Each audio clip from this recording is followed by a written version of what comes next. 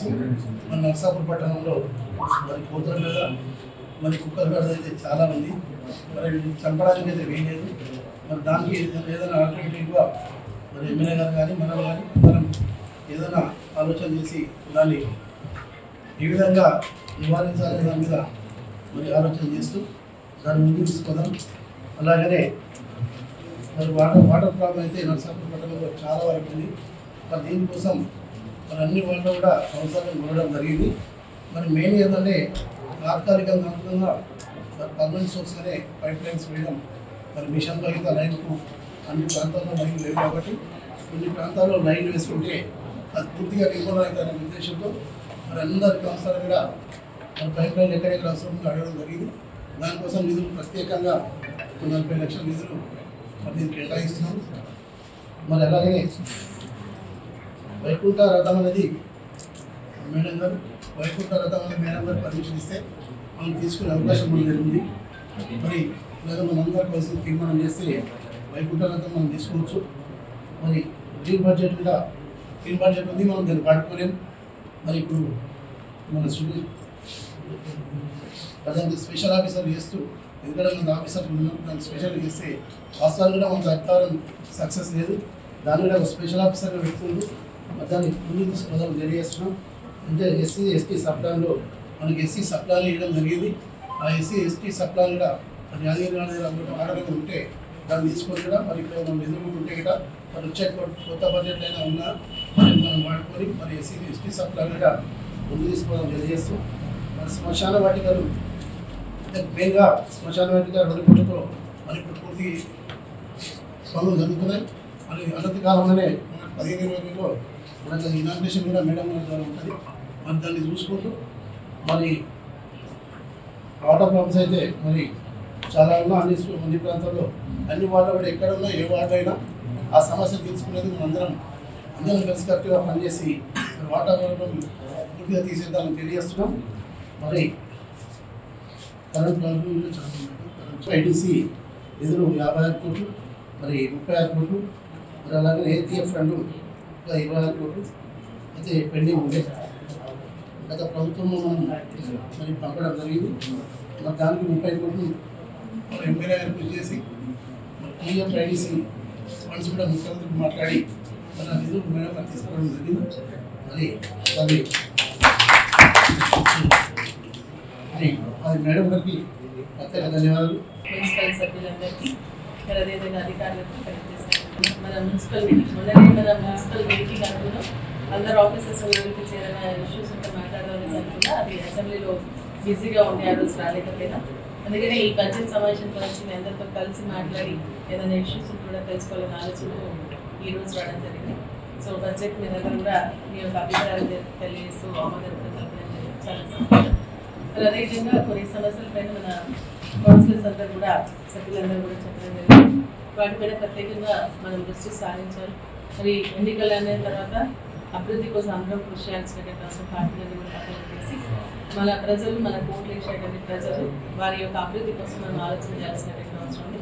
So పార్టీలకు అతీతంగా అందరం కలిసి పనిచేసా మన వార్డ్స్ అదేవిధంగా మన నియోజకవర్గాన్ని అభివృద్ధి నిర్మించడానికి మీరు సహకరించండి. తప్పకుండా మేము కూడా సహకరిస్తామని చెప్పేసి కూడా ఈ సభాముఖంగా తెలియజేస్తాను.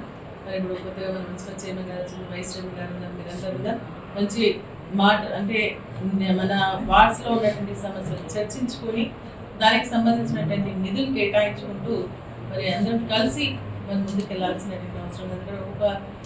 ఒక వార్డుకి సంబంధించి ఒక్కొక్క రకమైనటువంటి సమస్య ఉంటుంది. ఏ సమస్య ప్రయారిటీ తీసుకోవాలో మీకు కేటాయించినటువంటి నిధులు ఏంటని చెప్పి చూసుకొని ఆలోచన చేసి ఆ విధంగా కేటాయించుకొని సమస్యలు పరిష్కరించాలా. మనం ప్రధానమైనటువంటి సమస్యలు చెప్పినట్టుగా ఇప్పుడు మరి కోతులు కుక్కలకు సంబంధించి, ఎందుకంటే అవి మనం చెప్పడానికి రాదు.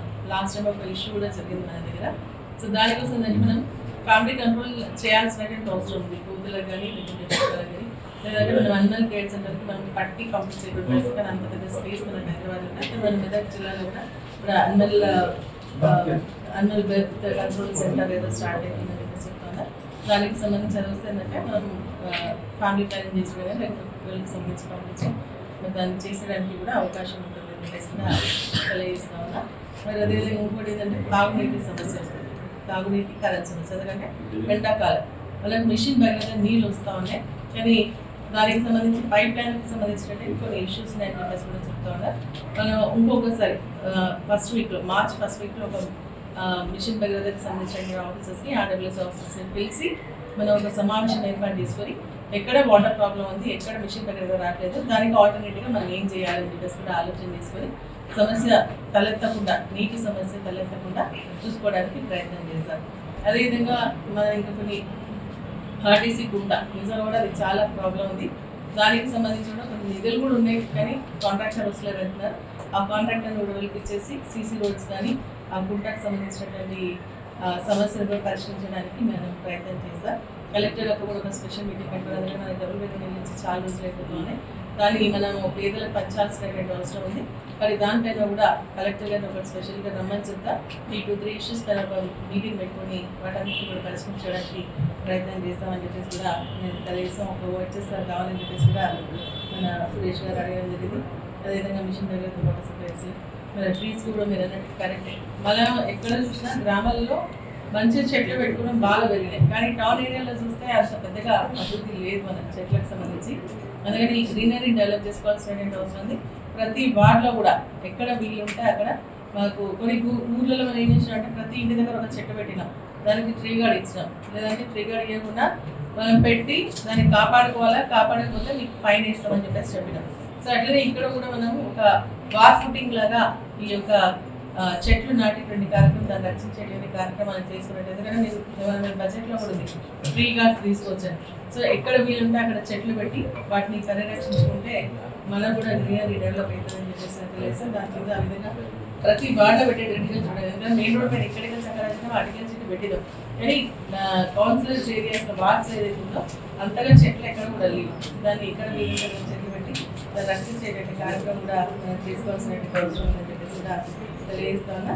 మరి అదేవిధంగా శ్మశాన బట్టి ఇప్పుడు రషీద్ గారు చెప్పినట్టుగా ఒక వెహికల్ అదనంగా ఉంటే బాగుంటుంది, నేను అందరూ అప్రూవల్ ఉంటే దాన్ని అది కూడా తీసుకోవడానికి అవకాశం ఉంటుందని చెప్పేసి కూడా తెలియజేస్తాం. మరి ఈ ఫాగింగ్ అనేది కూడా కరెక్ట్ జరుగుతలేదు చూస్తున్నారు కాబట్టి ఆ ఫాగింగ్ ఒక అంటే ఎవ్రీ వీక్ ఒక వాడు చేసుకుంటే పోతే కొంచెం తగ్గుతుందేమో, అది కూడా మీరు ఆలోచన చేయాలని కూడా నేను తెలియజేస్తున్నాను. మరి అదేవిధంగా యాక్సిడెంట్ కేసెస్ సంబంధించి నేషనల్ హైవేస్కి సంబంధించిన వాళ్ళతో కూడా మనం మాట్లాడాలి. ఎందుకంటే చాలా ప్రాణాలు చాలా విలువైన పడతాం, మనం కాపాడుకోవాలా. మరి హెల్మెట్స్ కూడా పెట్టుకుంటలేరు, కానీ సుప్రీంకోర్టు అది కంపల్సరీ కాదని ఆర్డర్ ఇచ్చింది. కానీ మన ప్రాణాలు మనం రక్షించుకోవడం హెల్మెట్స్ పెట్టుకునే విధంగా కూడా మనం పోలీస్ అధికారులతో అవగాహన కల్పిస్తాం. అదేవిధంగా ఏంటంటే ఇప్పుడు డివైడర్ అంటే అది శాంక్షన్ పడడం కదా, అట్లీస్ట్ ఏంటంటే స్లో కావడానికి మనం ఏమైనా డివైడర్స్ కానీ లేకపోతే కాషన్ ఏరియాస్ లాంటివి ఏమైనా పెట్టితే బాగుంటుందని చెప్పేసి